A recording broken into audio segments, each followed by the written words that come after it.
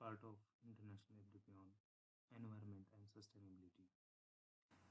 I am giving a small presentation on engineering physics, as physics is used to study the environment.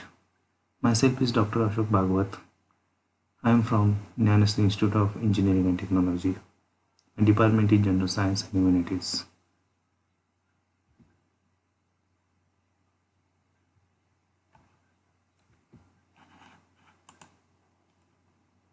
Okay. The first, using the physics to study the environment. The data we have used to study the climate change would not be possible without high-tech instruments, and many of these instruments were invented by physicists. We use the physics to analyze the content of the atmosphere, to figure out how the sun's radiation interact with the gases in our atmosphere, to measure the heat inputs and outputs from the space, and predict the weather. Although there are a lot of examples, today we are to talk about a few of the most important ways we use the physics to study the environment. First one is remote sensing.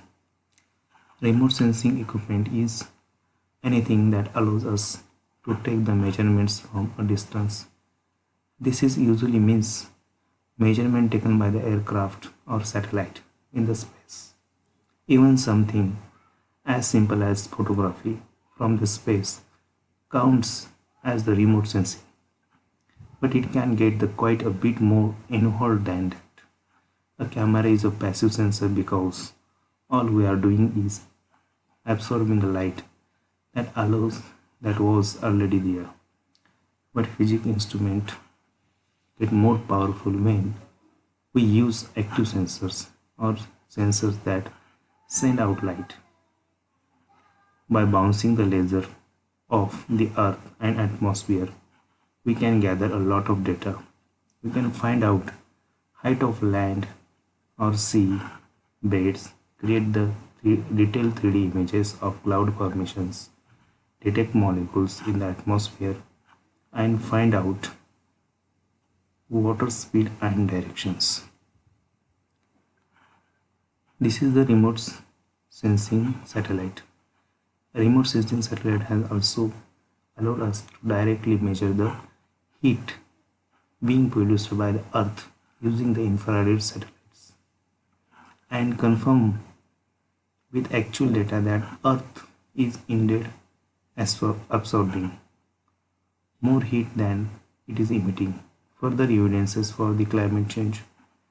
It also how measure the thickness and size of the Earth's ice sheet year by year. The second example is fluid dynamics and atmospheric absorption. Physics principles are also used to predict and explain what happens in our atmosphere and sea.